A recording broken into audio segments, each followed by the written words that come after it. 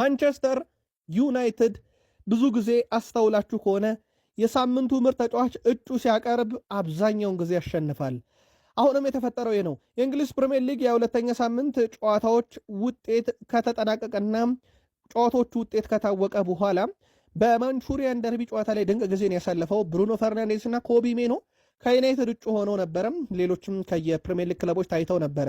ብሩኖ ፈርናንዴዝ የእንግሊዝ ፕሪሚየር ሊግ የሁለተኛ ሳምንት የሳምንቱ ምርጥ ተጫዋች ተብሎ ተመርጧል። ብሩኖ ፈርናንዴዝ ማንቸስተር ዩናይትድ ማንቸስተር ሲቲን ባሸነፈ ጨዋታ 1-0 የሆነ ኳስ አመቻችቶ የሰጠ ሲሆን የጨዋታውን ኮከብ በመባል ተመርጧል። በነገራችን ላይ ብሩኖ ፈርናንዴዝ በጨዋታው ያስቆጠረው አስደናቂ ግብ ሲሻረበት ለአማድ ዲያሎም ያቀበለና አማድ ዲያሎ ያስቆጠረና ለሱ አሲስት ሊሆን የሚችለው ኳስ እንዲሁ በቫር ተሽሮበት እንደነበረ አይዘነጋም። የጨዋታው ድንቅ ነበር። በርካታ ቁጥሮችን ከሰሞኑም በብሩኖ ፈርናንዴዝ ጉዳይ ከስኩዋካም ከሁስኮርድም ከኦፕታም ለእናንተ ውድ አድማጮቻችን ስናጋራ እንደነበረ የሚዘነጋ አይደለም። አሁን ደግሞ የሁለተኛ ሳምንት የፕሪሚየር ሊግ ምርጡ ተጫዋች ተብሎ ተመርጧል። ማንቸስተር ዩናይትድ የተለየ አርማ ይለብሳል ተብሏል። ማንቸስተር ዩናይትድ በቀጣይ በሚያደርገው አንድ ጨዋታ የተለየ አርማ አድርጎ እንደሚጫወት ተረጋግጧል።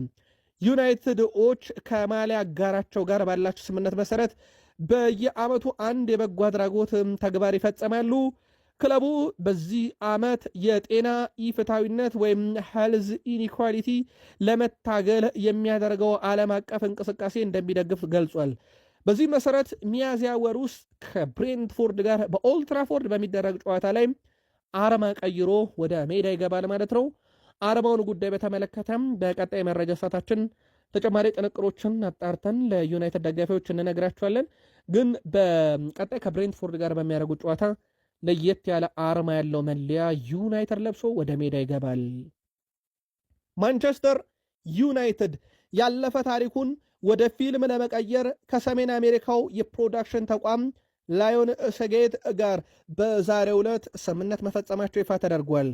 ፊልሙ ጽንሰ ሐሳብ በኔትፍሊክስ ከሚተላለፈው አንድ ፕሮግራም ጋር እንግዲህ ተመሳሳይነት ያለውና 6 ምዕራፎች ካሉት ታሪካዊ ድራማ ጋር ይዘቱ እንዲመሳሰል ተደርጓል ተብሏል። ታሪካዊው ፊልም ታዲያም እንግሊዛዊቷን ንግሥት ኤልሳቤትን የህይወት ታሪክ የሚተረክ ፊልም ነው። ያ በኔትፍሊክስ ላይ እየተላለፈ የሚገኘው ያንን ፊልም ይዘት ባለው መንገድ ነው የዩናይትድም ታሪክ የሚጻፈውና ወደ ፊልም የሚቀየር። ማንቸስተር ዩናይትድ ከስምነቱ ብዙ ሚሊዮን ፓውንድ ገቢ እንደሚያገኝ ሲገለጽ፣ በተጨማሪም የትርፍ ተካፋይ ይሆናል ተብሏል። ይህም ሰር ጂም ራትክሊፍ ሰው ቀንሰው ሰራተኞች ቁጥር ቀንሰው ገሚሶቹን አባረው ለማትረፍ ሲጥሩት የነበረውን ገንዘብ አሁን ደግሞ የዩናይትድን ያለፈ ታሪክ በፊልም መልክ ተቀርጾ እንዲሰራ ሸጠው ጠቀም ያለ ገንዘብ ወደ ዩናይትድ ካዝና ገቢ ያደርጋሉ ማለት ነው።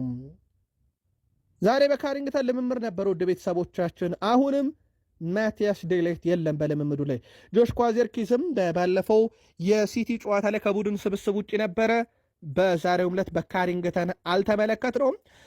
ማቲያስ ዴላይትን ለመጨረሻ ጊዜ የተመለከትነው ኖቬምበር 30 ክሪስታል ፓላስን ዩናይትድ ባሸነፈበት ጨዋታ ነበረ። ሩበን አሞሪም በወቅቱ በቅርቡ ወደ ሜዳ ይመለሳል ካሉ በኋላ እነሆ 52 ቀናት ተቆጥረዋል። ዚርክዚ እንኳን ሁለተኛ ሳምንቱ ነው፣ አላየነውም። ከዛ ውጭ ዛሬ በልምምር ላይ ሊሴ ከዋናው ቡድን ጋር ልምምር ሲሰራ ተመልክተነዋል።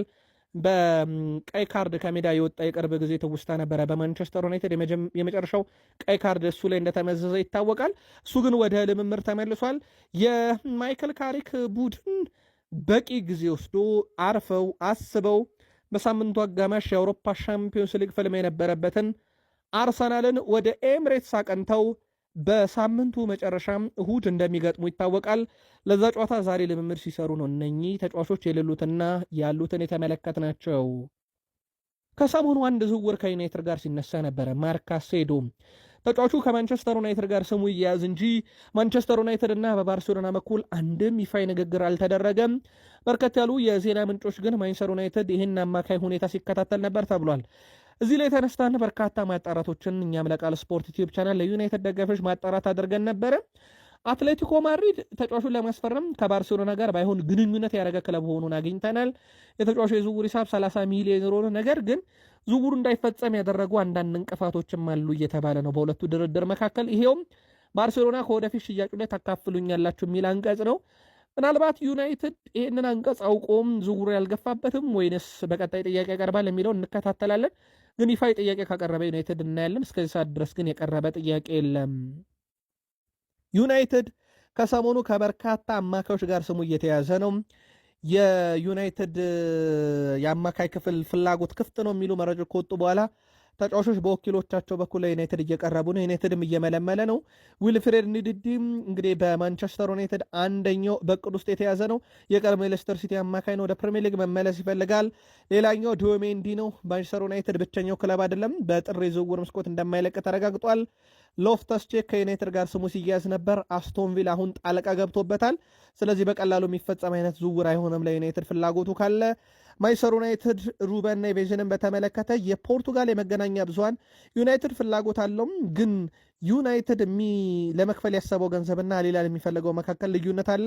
ምናልባትም ሩበን ኔቬዝን ለማስፈረም 17 ሚሊዮን ፓውንድ በላይ ዩናይትድ ሊጠየቅ ይችላልና ጉዳዩ ለዩናይትድ